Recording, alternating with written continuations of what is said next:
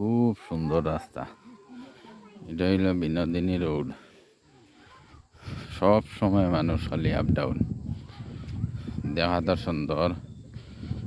ও সামনে হইল বিনোদিনী বাজার। আজ হইল বুধবার বাজার দিন। কত মানুষ, কত যে মানুষ হইতে পারেন। এরপরে বিভিন্ন ধরনের জিনিসপত্র বেচা বিক্রি করই না নিয়া বাইরে তো মানুষ আইন। খুব সুন্দর একটা পরিবেশ। বিভিন্ন জাতির, বিভিন্ন সমাজর, বিভিন্ন প্রকৃতির, সাংস্কৃতিক মিলাইয়া মানুষ বসবাস কতরা।